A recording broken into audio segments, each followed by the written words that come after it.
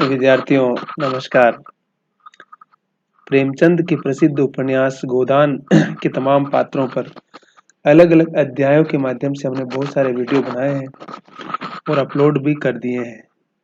अगर आप गोदान को समझना चाहते हैं, देखिए गोदान को समझना मतलब उपन्यास को समझना विधा है वो, और उसके माध्यम से भारतीय समाज की जो तमाम विडंबना है, आज़ादी के पहले का समय का वो समाज जहाँ किसानों की क्या स्थिति थी, जमींदारों के क्या जलवे थे और स्त्रियों की क्या दशा थी, जातिवाद कितना हावी था और तमाम चीज़ें कितनी किस तरह से चल रही थी। ऐसा नहीं है कि जातिवाद हिंदुस्तान में आज खत्म हो गया है, लेकिन उसमें कितनी कमी आई, उसका स्वरूप किस तरह से बदला है। तो गोदान एक बहुत ही महत्वपूर्ण उपन्यास है। मैंने पहले भी वीडियो में इस बात को बताया है और 1936 में प्रकाशित हुआ था और उसी वर्ष प्रेमचंद भी इस दुनिया से रुखसत कर गए थे। प्रेमचंद पहले उर्दू में लिख रहे थे लेकिन बाद में हिंदी में आ जाते हैं।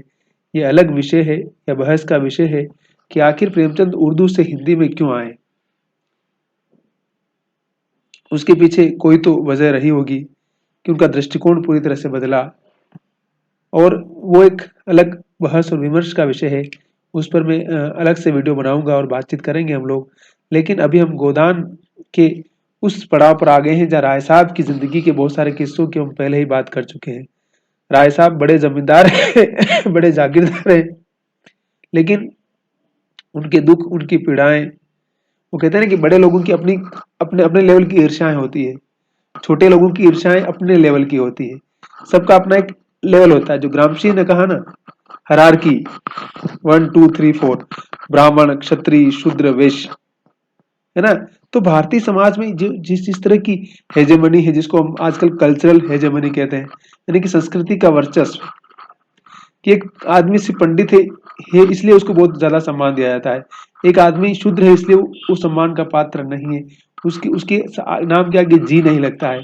एक पंडित जी लगाते हैं, एक कालू लगाते हैं, कार्य कटे दे रो कालू, है ना।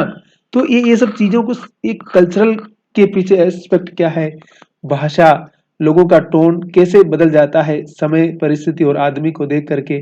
तो वो एक कल्चरल स्टडीज जो अलग विषय पढ़ाया जाता है। आजकल तो बहुत सारे डिसिप्लिन चल रहे हैं ना, और हम उत्तर आधुनिकता के दौर में चल रहे हैं जहाँ शेख फातिमा और सावित्रीबाई फूले, क्या वो भारी विमर्श चल रहा है सोशल मीडिया पर, कहा जा रहा है कि फातिमा तो कोई फूले के साथ कोई शेख फातिमा थी ही नहीं। तो जमाना जब बदलता है, सत्ता किस प्रकार से चीजों को टूल्स को तय करती है, मैं उस तरफ अभी नहीं जाऊंगा। लेकिन मैंने बार बार कहा है कि सोशल मीडिया का जमाना है। आप बहुत सारे र्यूमर फैला करके बहुत सारी गलत फहमियां भी पैदा कर सकते हैं, और बहुत सारे सही चीजें फैला करके आप बहुत सारी गलत फहमियां भी दूर कर सकते हैं। अब वो फैलाने वाले पर डिपेंड करता है। और आईटी सेल क्या करते हैं क्या नहीं करते हैं, शायद इससे आप अवगत होंगे या नहीं अवगत होंगे, तो अवगत होना चाहिए, वो अलग विषय है। हम राय साहब की बात कर रहे हैं जिस जमाने में न सोशल मीडिया था, न इंटरनेट था, न कुछ भी नहीं था। सिर्फ सीधा चिट्ठी पत्री हुआ करती थी और चिट्ठियां पहुंचती थी और आती थी न जाने कितने दिनों में। तो उस दौर की हम बात कर रहे हैं। तो राय साहब, मैंने कहा ना कि बड़े जमींदार है, जागीरदार हैं और उनके अलग जलवे हैं। तो हम बात कर रहे थे कि राय साहब की जो विडंबनाएं हैं, उनके जो दुख हैं, कि वो किस प्रकार से इतना सारा पैसा आ रहा है फिर भी पैसा नहीं है, और बैंक से लोन लेना पड़ रहा है, इतनी पहुंच है, इतना सारा अप्रोच है, फिर भी लोग उनके खिलाफ जा रहे हैं। और अपने सजाती लोगों के साथ जो उनके उनकी, मैंने कहा ना कि बड़े लोगों की अपनी एक ईर्ष्या होती है जिसकी कल्पना हमारे जैसे सामान्य लोग नहीं कर सकते या नहीं कर पाते हैं। तो देखिए अब राय साहब के सामने क्या संकट है, हम उसी की बात करेंगे। इधर कुछ दिनों से राय साहब की कन्या के विवाह की बातचीत हो रही थी, उनके साथ ही इलेक्शन भी सिर पर आ पहुंचा था। मगर इन सबों में आवश्यक उन्हें दीवानी में एक मुकदमा दायर करना था, जिसकी कोर्ट फीस ही 50,000 होती थी। देखिए उस जमाने का 50,000 रुपया बहुत बड़ी बात है, बहुत बड़ी बात है सच में।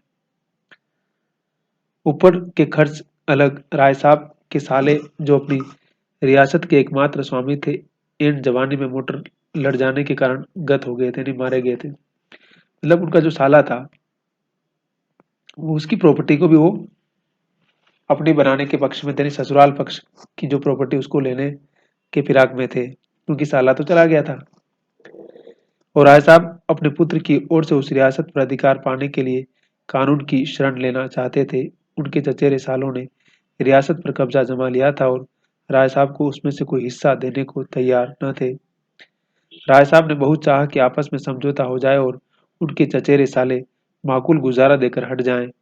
यहाँ तक कि वह उस रियासत की आधी आमदनी छोड़ने को तैयार थे, मगर सालों ने किसी तरह समझौता स्वीकार न किया और केवल लाठी के जोर से रियासत में तहसील वसूल शुरू कर दिए। भाई उस जमाने में तो यही लोग वसूली करते थे जनता से, टैक्स जो भी वसूलना, लगान वगान। अब तो सरकार आ गई है, अलग सिस्टम हो चुका है। तो इसलिए हमें इस लोकतंत्र का हमेशा शुक्रगुजार होने की आवश्यकता है। हम लोग उस स्थिति में कि कम से कम बोल तो सकते हैं ना। उस दौर में आपको बोलने का तक अधिकार नहीं था। आप घोड़े पर बैठ कर नहीं जा सकते हैं, आप अच्छा जूता नहीं पहन सकते, अच्छा कपड़ा नहीं पहन सकते।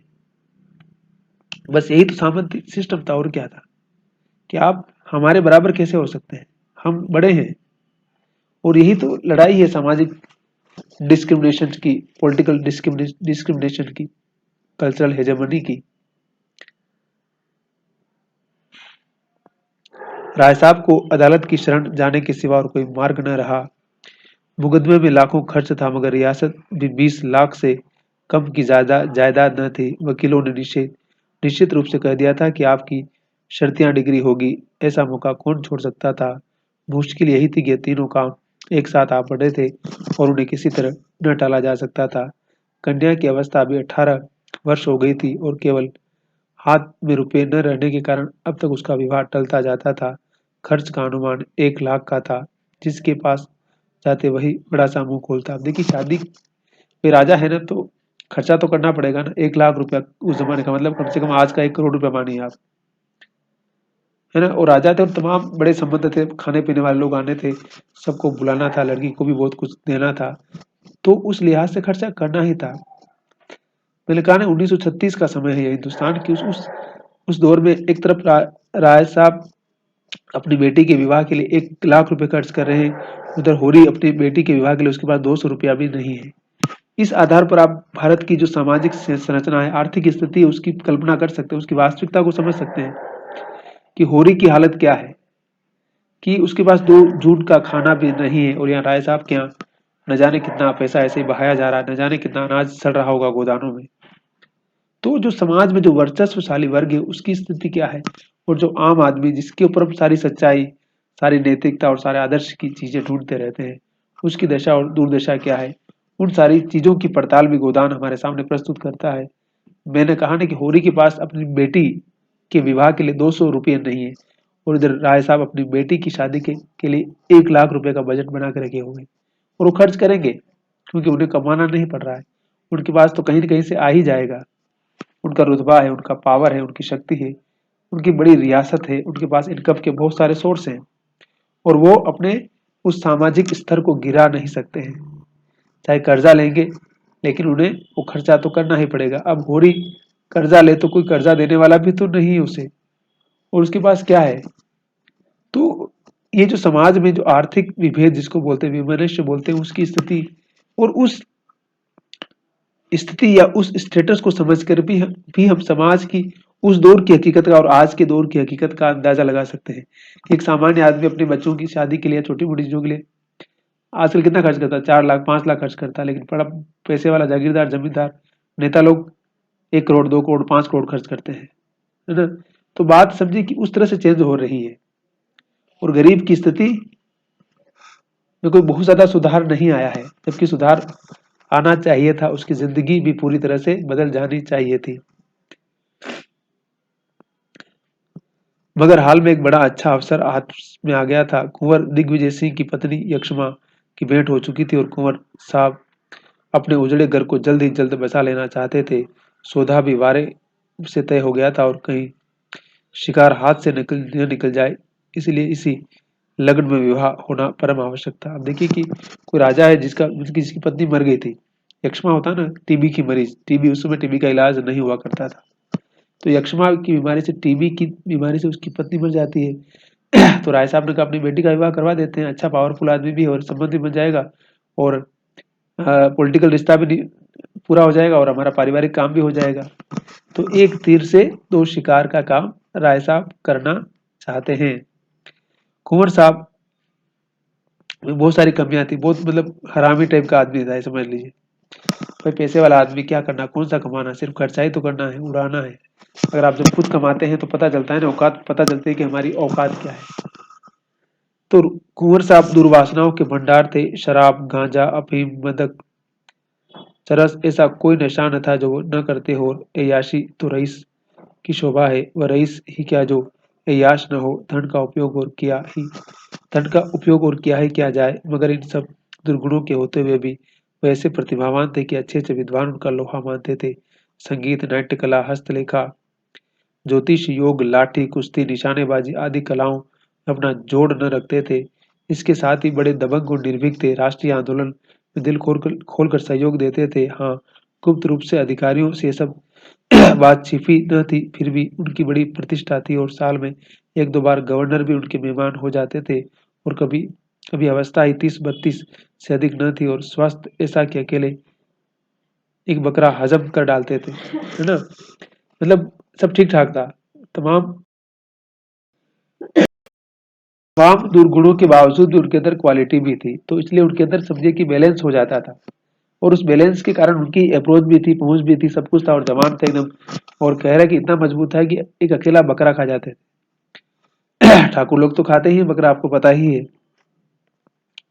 राय साहब ने समझा बिल्ली के भागो छीका टूटा, अभी कुंवर साहब शोरशी से निवृत्त भी न हुए थे। मतलब जो होता है ना कि मरने के बाद जो सारा कुछ संस्कार करना पड़ता है, उससे निवृत्त भी नहीं हुए थे कि राय साहब ने पहले ही अपना संदेशा पहुंचा दिया। कुंवर साहब के लिए विवाह केवल अपना प्रभाव और शक्ति बढ़ाने का माध्यम था। राय साहब काउंसिल के मेंबर थे ही और यूं ही प्रभावशाली थे। राष्ट्रीय संग्राम में अपने त्याग का परिचय देकर श्रद्धा के पात्र बन चुके थे। शादी तय होने में कोई बाधा न हो सकती थी और वह तय हो गई। अब देखिए, कुंवर साहब को भी जरूरत थी और राय साहब को भी जरूरत थी, तो दोनों के लिए क्या था, पॉलिटिकल रिलेशन बनाना था ना, मतलब अपना वर्चस्व कैसे कायम किया जाए। तो राय साहब खुद काउंसिल के मेंबर थे, तो सब कुछ ठीक ठाक था और ये सब सेटलमेंट करने में उन्हें बहुत ज्यादा समय नहीं लगा और ये मामला सेट हो जाता है बड़ी आसानी के साथ में। और अब इलेक्शन की बात हो गई। अब राय साहब को इलेक्शन भी तो लड़ना है ना। तो क्यों लड़ना है, कुछ उसका देखिए, मैंने कहा ना कि बड़े लोगों की ईर्ष्याएं अलग तरह की होती है ना।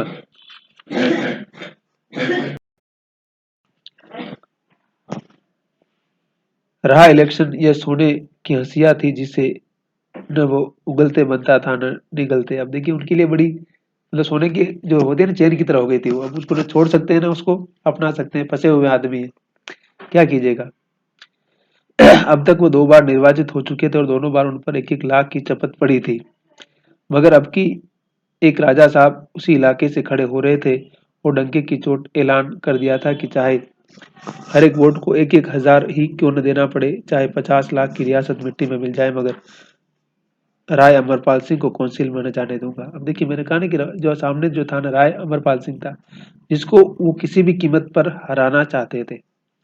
उनके लिए नाग का प्रश्न बन चुका था और उसका समाधान या उसको हल करना उनके लिए सबसे ज्यादा जरूरी था।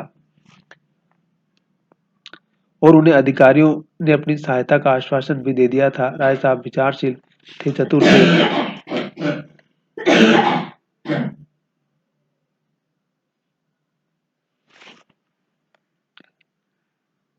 चतुर थे, अपना नफा नुकसान समझते थे, मगर राजपूत थे और पोतड़ों के रईस थे। पोतड़े यानी कि जो परंपराएं उनके रईस थे ना, भाई भाई निभाना है, इस काम को करना मतलब करना है, सब कुछ था। लेकिन वो क्या इस्तेमाल किया प्रेमचंद ने, वो पोतड़ों के रईस थे, यानी कि मतलब उस परंपरा को निभाना उनके लिए बहुत महत्वपूर्ण था। वह चुनौती पाकर मैदान से कैसे हट जाए। अब देखिए, मैंने कहा ना कि उनके लिए नाक का सवाल था, इसलिए पोतड़ों के जब रईस थे तो उन पोतड़ों को ढोना था ना, आगे बढ़ाना था। भाई पोतड़ों को वो छोड़ नहीं सकते हैं, यानी कि वे ठाकुर है, राजपूत है और जमींदार है, रियासत के मालिक है, तो फिर उस पोतड़े की जो परंपरा है, उस नाक की जो परंपरा है, उस शान की जो परंपरा है, उसको आगे बढ़ाना ही बढ़ाना है। और पीछे कैसे हट सकते थे। यूं उनसे राजा सूर्य प्रताप सिंह ने आकर कहा होता, भाई साहब आप 2 बार कौंसिल जा चुके हैं, अब की बार मुझे जाने जाने दीजिए, तो शायद राय साहब ने उनका स्वागत किया होता। कौंसिल का मोह उन्हें न था, लेकिन इस चुनौती के सामने ताल ठोकने के सिवा और उनके सामने कोई रास्ता नहीं था। उन्होंने कहा कौंसिल महत्वपूर्ण नहीं थी, बस नाक का सवाल था। अब इसको वो छोड़ नहीं सकते हैं या इसको वो बदल नहीं सकते हैं। एक मसलहत और भी थी, मिस्टर तनखा ने, जो तनखा मैकेनिक जो बिचौलिया है, जो दलाल है बहुत बड़ा, उसने भी उनको आश्वासन दिया था कि मैं सेटलमेंट करवा दूंगा, कि आप खड़े हो जाइए पीछे राजा साहब से 1 लाख की थैली लेकर बैठ जाइएगा। उन्होंने यहाँ तक कहा कि राजा साहब बड़ी खुशी से 1 लाख दे देंगे, उनसे मेरी बातचीत हो चुकी है। उसने इसको उनको झांसा दिया था राय साहब को कि मेरी बात हो चुकी है आपके विपक्षी से, और 1 लाख रुपए कम से कम मिल जाएंगे। तो राजा साहब को पैसे की जरूरत थी राय साहब को, तो उन्होंने कहा कि ये भी अच्छा है, लेकिन बाद में उनके साथ दगा हो जाता है, वो आगे हम बताएंगे आपको। पर अब मालूम हुआ राजा साहब राय साहब को परास्त करने का गौरव नहीं छोड़ना चाहते थे, और इसका मुख्य कारण था राय साहब की लड़की की शादी कुंवर साहब से ठीक होना। 2 प्रभावशाली घरानों का संयोग वो अपनी प्रतिष्ठा के लिए हानिकारक समझते थे। मैंने कहा ना कि उस दौर के सामंतों की अपनी ईर्ष्याएं थी, अपनी अपनी जो जलन थी, उसके कारण भी तो वो जनता से नहीं जुड़ पा रहे थे, या उनको जो करना था वो नहीं कर पा रहे थे। तो इनके लिए भी समस्या हो गई थी। देखिए यही हो रहा है। इधर राजा साहब को ससुराली जायदाद मिलने की भी आशा थी। राजा साहब के पहलू में वह कांटा भी बुरी तरह खटक रहा था, है ना। राय साहब को ससुराल से भी पैसा मिल रहा है, इधर इधर राय साहब इधर दूसरे राजा के साथ भी उनका सेटलमेंट हो रहा है, तो बाद में फिर हमारी शक्ति तो कम हो जाएगी। इसलिए ये सब ईर्ष्या का विषय अपने आप बनता चला गया। राजा साहब के पहलू में कांटा भी बुरी तरह खटक रहा था। कहीं वह जायदाद मिल गई और कानून राय साहब के पक्ष में था ही, तब तो राजा साहब एक दिन प्रतिद्वंदी खड़ा हो जाएगा। इसलिए उनका धर्म था कि राय साहब को कुचल डालें और उनकी प्रतिष्ठा धूल में मिला दें, है ना। इसलिए उस जो राजा अमरपाल सिंह ने कहा कि मतलब इनको तो पूरा कुचलना, इनकी प्रतिष्ठा को खत्म करना बहुत जरूरी है, नहीं तो हमारे लिए ये समस्या बन जाएगी, और समस्या बन जाएगी तो फिर मैं इसका समाधान कैसे करूंगा। समझ गए। तो यही बात है, बड़े लोगों की ईर्ष्याएं, बड़े लोगों की जलन बड़ी अलग तरह की होती है। हाँ तो विद्यार्थियों, हम लोग राय साहब की कुवत, उनकी प्रतिष्ठा और उनके नाक के सवाल पर चर्चा कर रहे थे। राय साहब की बेटी की शादी के लिए 1 लाख का बजट था, और होरी की बेटी के शादी के लिए उसके पास 200 रुपये भी नहीं थे। तो यह जो इतना बड़ा अंतर है कि कहाँ 200 रुपये और कहाँ 1 लाख, यही तो भारतीय समाज की आर्थिक, सांस्कृतिक और सामाजिक और राजनीतिक विषमता है।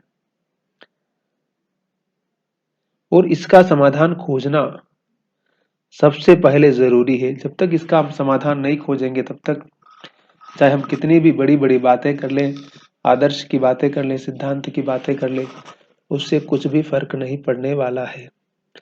अब राय साहब को एक मुकदमा दायर करना, उसके सिर्फ खर्चा कितना है, 50,000 रुपये का है।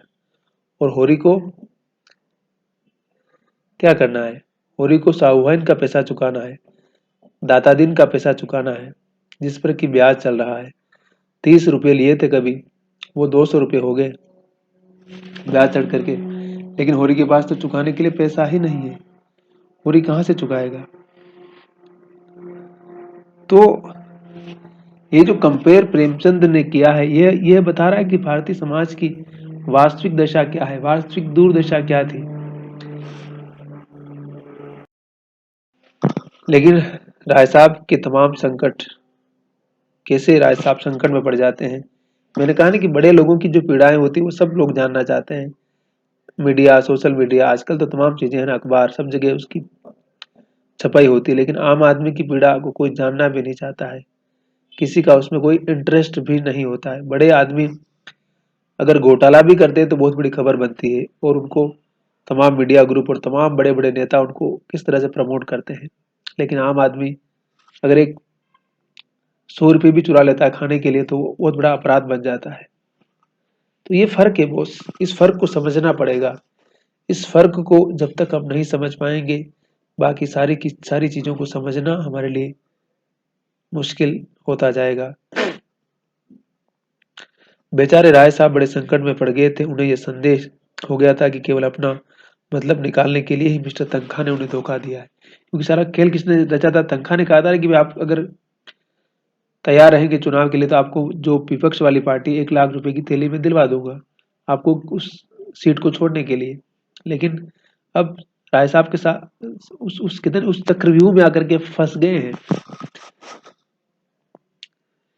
अब ये खबर मिली कि अब राजा साहब पैरोकार हो गए हैं। ये राय साहब के घाव पर नमक था। उन्होंने कई बार तनख्वाह को बुलाया था, मगर वह या तो घर पर मिलते न थे या अपने वादे को भूल जाते थे। मैंने कहा ना तनख्वाह क्या है?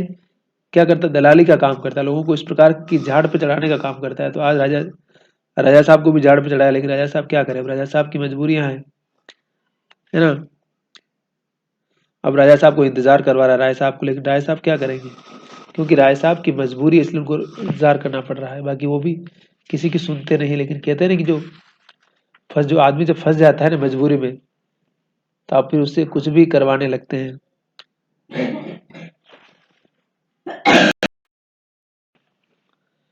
मिस्टर तनखा ने एक सोफे पर बैठकर निश्चित भाव से धुआं उड़ाते हुए कहा, मुझे इसका खेद है, मैं एक ज़रूरी काम में लगा था। आपको फ़ोन करके मुझसे समय ठीक कर लेना चाहिए था। और ये क्या होता है, इससे और भी राय साहब को और भी गुस्सा आ जाता है। पर अभी लड़ने का समय नहीं था, इसलिए वो लड़ नहीं सकते थे, उनकी मजबूरी थी। जी हाँ, बहुत कम कम वरना मैं अवश्य आता। मैं उसी मामले के बारे में आपसे पूछने आया था। समझौता की कोई भी आशा नहीं मालूम होती। उधर तो जंग की तैयारियां बड़े जोरों से हो रही है।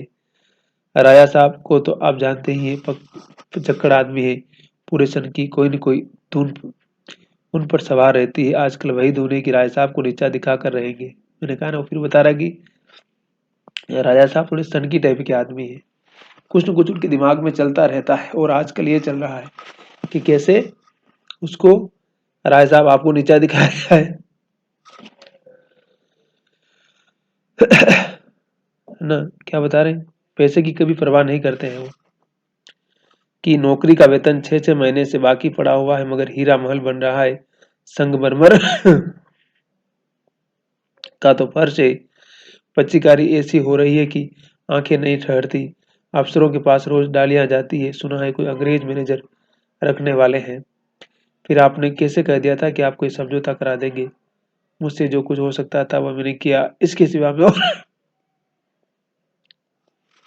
अब तनखा ने राजा साहब को लपेटा था ना कि भाई हम आपको पैसा दिलवा देंगे, आप बस खड़े रहिए।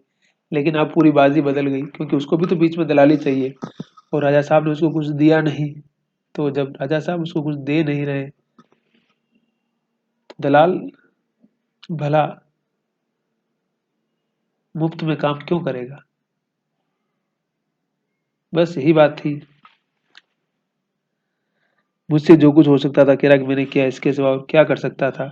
अगर कोई व्यक्ति अपने 2-4 रुपए फूकने पर तुला हो तो मेरा क्या बस? राय साहब का क्रोध न संभाल सके, खासकर जब उन 2-4 लाख रुपए में से 10-20 हजार आपके हत्थे चढ़ने की आशा हो। मिस्टर तंका क्यों दबते बोले, राय साहब साफ साफ न कहलवाइए। यहाँ न मैं सन्यासी हूँ न आप। हम सभी कुछ न कुछ कमाने ही निकले हैं।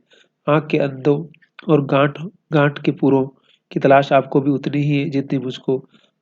आपसे मैंने खड़े होने का प्रस्ताव किया। आप 1 लाख के लोभ में खड़े हो गए। अगर गोटी लाल हो जाती तो आज आप 1 लाख के स्वामी होते, और बिना एक पाई खर्च किए कुंवर साहब से संबंध भी हो जाता और मुकदमा भी दायर हो जाता। मगर आपके दुर्भाग्य से वह चाल पट पड़ गई। जब आप ही ठाठ पर रह गए तो मुझे क्या मिलता? आखिर मैं झक मारकर उनकी पूंछ पकड़ी। किसी न किसी तरह ये वैतरणी तो पार करनी है। राय साहब को ऐसा आवेश आ रहा था कि इस दुष्ट को गोली मार दे। इसी बदमाश ने सब जवाब दिखाकर उन्हें खड़ा किया और अब अपनी सफाई दे रहा है। पीठ में धूल भी नहीं लगने देता, लेकिन परिस्थिति जबानबंद किए हुए थी। तो अब आप किए कुछ नहीं हो सकता। ऐसा ही समझिए। मैं 50,000 में भी समझौता करने को तैयार हूँ, राजा साहब किसी तरह न मानेंगे। 25,000 पर तो मान जाएंगे, कोई आशा नहीं, वह साफ कर चुके हैं। वह कर चुके हैं, आप कह रहे हैं। आप मुझे मुझे झूठा समझते हैं? राय साहब ने विनम्र स्वर में कहा, मैं आपको झूठा नहीं समझता, लेकिन इतना जरूर समझता हूँ कि आप चाहते तो मामला हो जाता। तो आपका क्या ख्याल है, मैंने समझौता नहीं होने दिया? नहीं, यह मेरा मतलब नहीं। मैं इतना ही कहना चाहता हूँ कि आप चाहते तो काम हो जाता, मैं इस झमेले में न पड़ता। मिस्टर तनखा ने घड़ी की तरफ देखकर कहा, तो राय साहब, अगर आप साफ करवाना चाहते हैं तो सुनिए, अगर आपने 10,000 का चेक हाथ पर रख दिया होता तो आज निश्चित 1 लाख के स्वामी होते। आप शायद चाहते होंगे, जब आपको राजा साहब से रुपये मिल जाते तो आप मुझे 1,000 2,000 दे देते, तो ऐसी कच्ची गोली नहीं खेलता। आप राजा साहब से रुपये लेकर तिजोरी में रखते रहे और मुझे अंगूठा दिखा देते। उसने कहा ना कि मुझे भी तो पैसा चाहिए ना भाई, आपको मैं दिलवा देता, मुझे तो कुछ दे ही नहीं रहे। आप पहले ही अगर 10,000 का चेक मुझे दे देते तो मेरा भी काम हो जाता और आपका भी हो जाता। फिर मैं आपका क्या बना बना लेता, बतलाइए। कहीं नालिश फरियाद भी तो नहीं कर सकता था। राय साहब ने हाथ नेत्रों से कहा, आप मुझे इतना बेईमान समझते हैं? तनखा ने कुर्सी उठाते हुए कहा, इसे बेईमानी कौन समझता है? आजकल यही चतुराई है, कैसे दूसरों को उल्लू बनाया जा सके, यही सफल नीति है। आप इसके आचार्य हैं। क्या बता रहा है कि मतलब देखिए, उस समय की बता रहा है कि दूसरों को उल्लू बना जो बना सकता है वही आगे जा सकता है। जो सीधा रहेगा, सरल रहेगा, उसके लिए रास्ते हमेशा कठिन ही रहेंगे। राज साहब ने मुट्ठी बांध कर कहा, मैं? जी हाँ, आप पहले चुनाव में मैंने जी जान से आपकी पैरवी की, आपने बड़ी मुश्किल से रो धोकर 500 रुपये दिए। दूसरे चुनाव में आपने सड़ी सी टूटी फूटी कार देकर अपना गला छुड़ाया। दूध का जला छाछ भी फूक फूक कर पीता है। कह रहा है कि हमने पहले भी आपकी 2 बार मदद की, लेकिन आपने कुछ नहीं दिया, तो फिर मैं बार बार इस तरह से आपकी मदद क्यों करूंगा, और मुझे ये सब करने की क्या आवश्यकता है? कौन कह रहा है? तनखा कह रहा है। वह कमरे से निकल गए और कार लाने का हुक्म दिया। राय साहब का खून खोल रहा था। इस अशिष्टता की भी कोई हद है। एक तो घंटे भर इंतजार कराया और अब इतनी बेमुरवती से पेश आकर उन्हें जबरदस्ती घर से निकाल रहा है। अगर उन्हें विश्वास होता है कि वह मिस्टर तनखा को पटक नहीं दे सकते हैं तो कभी न झुकते, मतलब फिजिकल अगर उसको पकड़ के मार सकते, क्योंकि वो कमजोर थे ना, नहीं तो बोलते कि मैं अटैक करता है शारीरिक फिजिकल रूप से उस पर। मगर तनखा डिलडोल में उनसे सवाए थे। तब मिस्टर तनखा ने हार्न बजाया तो वह भी आकर अपनी कार पर बैठे और सीधे मिस्टर खन्ना के पास पहुंचे। 9 बज रहे थे, मगर खन्ना साहब अभी मीठी नींद का आनंद ले रहे थे। वह 2 बजे रात के पहले कभी न सोते थे और 9 बजे तक सोना स्वाभाविक ही था। यहाँ भी राय साहब को आधा घंटा बैठना पड़ा। इसलिए जब कोई 9:30 बजे मिस्टर खन्ना मुस्कुराते हुए निकले तो राय साहब ने डांट बताई, अच्छा, अब सरकार की नींद खुली है। 9:30 बजे रुपए जमा कर लिए हैं ना, जब बेफिक्री है।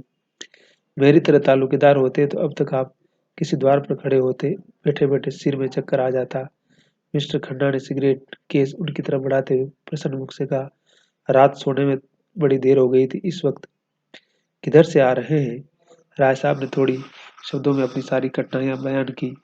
दिल में खन्ना को गालियां देते थे तो उनका सहपाठी होकर भी सदैव उन्हें ठगने की फिक्र किया करता था, मगर मुंह पर उसकी खुशामद करते थे। क्या करेगा आदमी? आप मुंह पर खुशामद ही कर सकते हैं जब आपकी मजबूरी हो। अगर आपकी मजबूरी नहीं होगी तो आप खुशामद ही क्यों करेंगे? उसके पास जाएंगे ही नहीं। लेकिन राय साहब के साथ भी कुछ ऐसा ही संकट है। खन्ना बैंक का मैनेजर है, पैसा दे सकता है, तनख्वाह सेटिंग करवा सकता है, और राय साहब ताल्लुकेदार ठहरे। उनकी इज्जत, उनकी प्रतिष्ठा और सारी चीजें वहां फंसी हुई है ना।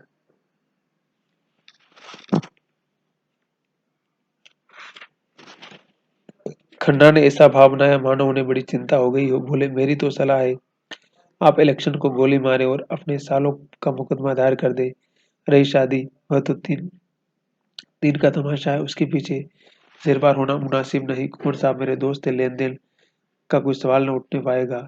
राय साहब ने व्यंग से कहा, आप ये भूलते हैं कि मिस्टर तनखा में बैंकर नहीं, तालुकेदार हूँ। कुंवर साहब दहेज नहीं मांगते, उन्हें ईश्वर ने सब कुछ दिया है, लेकिन आप जानते हैं यह मेरी इकलौती लड़की है और उसकी माँ मर चुकी है।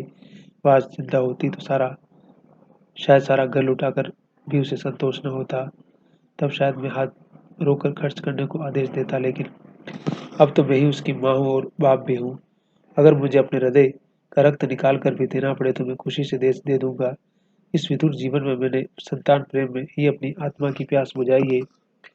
दोनों बच्चों के प्यार में ही अपने पतिव्रत का पालन किया है। मेरे लिए यह असंभव है कि इस शुभ अवसर पर अपने दिल के अरमान न निकालूं। मैं अपने मन को तो समझा सकता हूँ, पर जिसे मैं पत्नी का आदेश समझता हूँ, इसे नहीं समझा सकता। और इलेक्शन के मैदान से भागना मैं मेरे लिए असंभव नहीं है, मेरे लिए असंभव नहीं है। मैं जानता हूँ मैं हारूंगा, राजा साहब से मेरा कोई मुकाबला नहीं, लेकिन राजा साहब को इतना जरूर दिखा देना चाहता हूँ कि अमरपाल सिंह नर नहीं है। ठीक है, अब देखिए सारा चल रहा है, क्योंकि मैंने कहा ना कि बेटी की शादी भी करवाना है, वो भी सब कुछ करना है, इधर भी करना है, यानी कि हर जगह नाक का सवाल है। और मुकदमा दायर करना तो आवश्यक है ही, क्योंकि वहां से बहुत सारा पैसा आने वाला है, उस पर तो सारा दारोमदार है। अब आप बताइए, आप मेरी क्या मदद कर सकते हैं? मेरे डायरेक्टरों का इस विषय में जो हुक्म है वो आप जानते ही हैं, और राजा साहब भी हमारे डायरेक्टर हैं। यह भी आपको मालूम है, पिछला वसूल करने के लिए बार बार ताकीद हो रही है। कोई नया मामला तो शायद ही हो सके। राय साहब ने मुंह लटका कर कहा, आप तो मेरा डोंगा ही डुबा देते हैं मिस्टर खन्ना। मेरे पास जो कुछ निज का है वो आपका है, लेकिन मैं बैंक के मामले में तो मुझे अपने स्वामियों के आदेश को ही मानना पड़ेगा। वो कह रहे कि जिस बैंक का जो मालिक है वो कहेगा वैसे ही करूंगा, मैं तो मैनेजर हूँ भाई, है ना। और बाकी मेरे पास जो कुछ है बन सकता है, हेल्प कर सकता हूँ, मैं आपकी हेल्प कर दूंगा।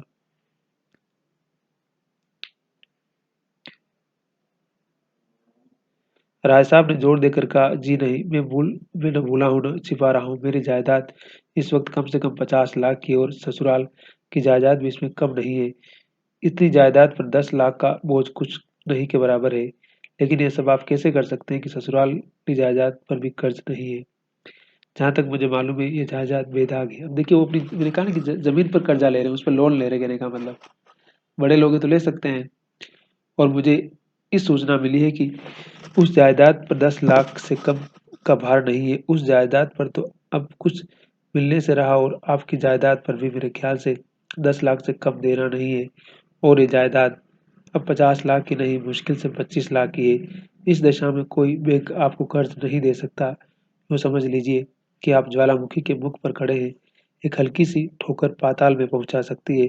आपको इस मौके पर बहुत संभल कर चलना चाहिए। वो कह रहे हैं कि बहुत स्थितियां बहुत नाजुक है, और अभी आपको बहुत सोच समझ करके विचार विमर्श करके चलना चाहिए।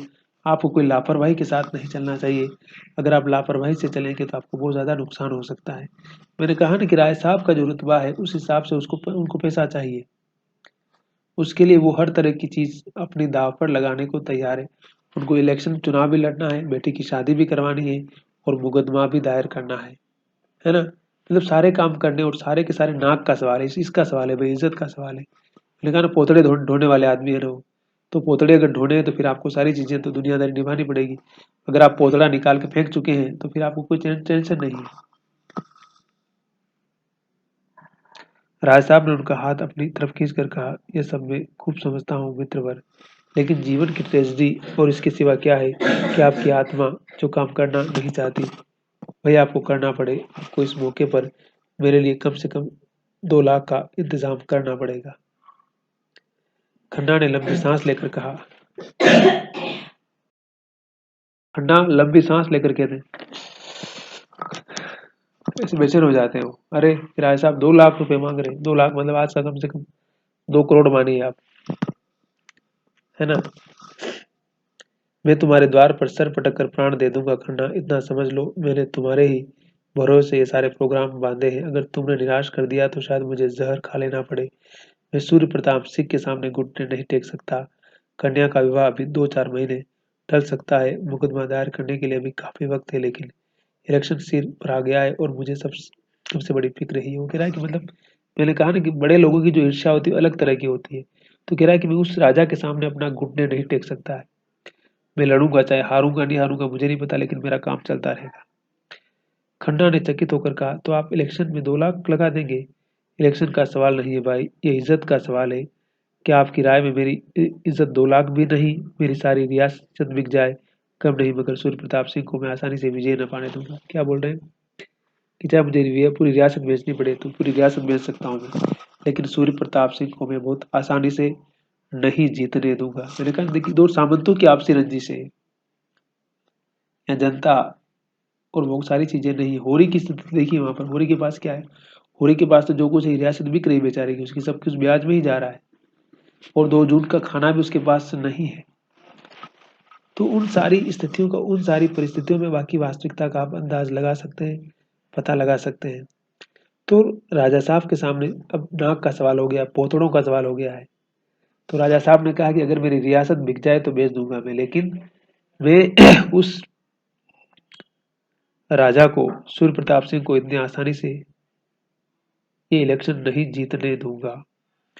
खन्ना ने 1 मिनट तक धुआं निकालने के बाद कहा, बैंक की स्थिति है वह मैंने आपके सामने रख दी। बैंक ने एक तरह से लोन लेन देन का काम बंद कर दिया है। मैं कोशिश करूंगा कि आपके साथ रियासत की जाए, लेकिन बिजनेस इस बिजनेस का धंधा धंधा होता बोल रहा है, ये आप जानते हैं। मेरा कमीशन क्या रहेगा? फिर वो कह रहा है कि मेरा कमीशन, भाई मैं आपकी इतनी हेल्प कर रहा हूँ तो मुझे भी कुछ मिलना चाहिए ना। उधर तनख्वाह कमीशन ले रहा है और ये सारे इनके मित्र हैं, सब साथी हैं, बहुत अच्छे दोस्त हैं, लेकिन बोल रहा है कि अब राय साहब को जरूरत है, फंसे हुए तो क्या कीजिएगा?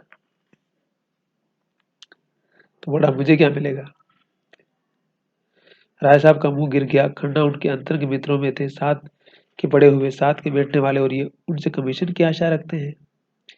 इतनी बेमुरवती, मतलब इतनी स्वार्थी। आखिर वह जो इतने दिनों से खन्ना की खुशामद करते हैं, वो दिन किस दिन के लिए? बाग में फल निकले, शाक भाजी पैदा हो, सबसे पहले खन्ना के पास डाली भेजते थे। कोई उत्सव हो, कोई जलसा हो, सबसे पहले खन्ना को निमंत्रण देते हैं। इसका यह जवाब वो उदास मन से बोले, आपकी जो इच्छा हो, लेकिन मैं आपको अपना भाई समझता था। बोले कि मैं आपको भाई समझता था और आप भाई से कमीशन की उम्मीद कर रहे हैं। अब आप जो करें, जो हमें स्वीकार है, क्योंकि हमारी तो मजबूरी है भाई। खन्ना ने कृतज्ञता के भाव से कहा, यह आपकी कृपा है। मैंने भी सदैव आपको अपना बड़ा भाई समझा और अब भी समझता हूँ। कभी आपसे कोई पर्दा नहीं रखा, लेकिन व्यापार दूसरा क्षेत्र है। मैंने उसने कहा कि आप, मित्रता अपनी जगह और व्यापार अपनी जगह है भाई, धंधा अपनी जगह है भाई। पैसा तो लेगा भाई, मुनाफा तो कमाएंगे। आप हमारे मित्र, तो घर आके, आजकल लोग कहते हैं ना, घर आकर के खाना खा लीजिए, चाय पी लीजिए, लेकिन बिजनेस बिजनेस की जगह, वहां तो पैसा कमाऊंगा। यहाँ कोई किसी का दोस्त नहीं, कोई किसी का भाई नहीं। बोल रहा है कि दोस्त भाई सब बिजनेस से बाहर है। ये बात अच्छी तरह से गांठ बांध लीजिए। यही जमाने का असूल है और यही जमाने की वास्तविकता है, जिसे हमें स्वीकार करना चाहिए, जिसे हमें अच्छी तरह से समझ लेना चाहिए। जिस तरह मैं भाई के नाते आपसे यह नहीं कह सकता कि मुझे दूसरों से ज्यादा कमीशन दीजिए, उसी तरह आपको भी मेरे कमीशन में रियायत के लिए आग्रह नहीं करना चाहिए। समझ के बात को?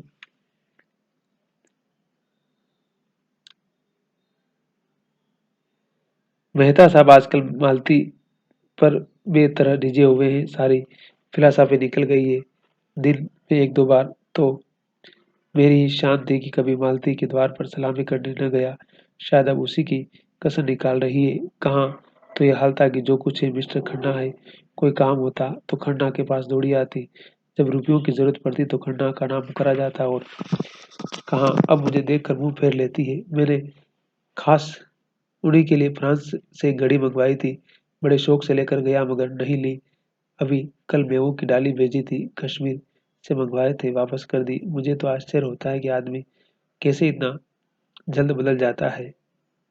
राय साहब मन में तो उसकी बेकदरी का पर खुश हुए, पर सहानुभूति दिखाकर बोले, अगर यह भी मान ले कि मेहता से उसका प्रेम हो गया है, तो व्यवहार तोड़ने का कोई कारण नहीं है। अब राय साहब क्या बताएं? देखिए, होता है कि मन में कुछ होता है और बाहर कुछ कहना पड़ता है आपको। दुनिया, कहा ने ओशो कहता है ना कि दुनिया झूठ का व्यापार है, और ये जो झूठ का व्यापार है, सच में बड़ा सच्चा व्यापार है भाई। अगर आपको झूठ बोलने की कला नहीं आती है ना, तो आप इस झूठ के व्यापार में आप माहिर और सक्सेस नहीं हो सकते हैं।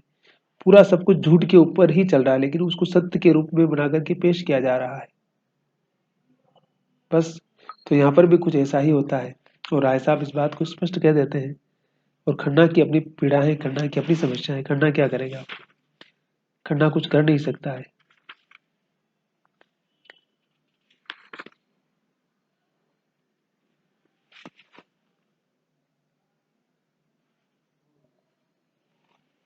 ठीक है। तो इस पूरे प्रसंग में हम किस पे बात कर रहे थे? राय साहब की अपनी पोतड़ों वाली बात चल रही थी और इधर उनकी मजबूरी कि वो बेटी का विवाह भी करना चाहते हैं, मुकदमा भी दायर करना है और चुनाव भी लड़ना है। और पता चला कि रियासत और बैंक खाते में पैसा नहीं है, तो कुछ जमीन के टुकड़े गिरवी रख रहे हैं या फिर बेच रहे हैं, कोठियां बेच रहे हैं। कोठियां मतलब पुराने बंगले होते थे ना बहुत बड़े, उनको कोठी बोला जाता था, तो उसको बेच रहे हैं। लेकिन नाक का सवाल है, पोतड़ों का सवाल है, तो उनको उसका निर्वाह तो राय साहब को करना ही है। तो आपने पूरा सुना मुझे, उसके लिए बहुत बहुत शुक्रिया। और मैंने कहा ना कि गोदान पर मैंने बहुत सारे वीडियो बना के डाल रखे हैं, आप देखिए और निरंतर देखिए और भाषा को भी समृद्ध करते जाइए और समझदारी को भी निरंतर परिमार्जित कीजिए और अपने आप को बेहतर करते जाइए और यूट्यूब का भरपूर इस्तेमाल कीजिए। बहुत बहुत शुभकामनाएं, बहुत बहुत बधाई।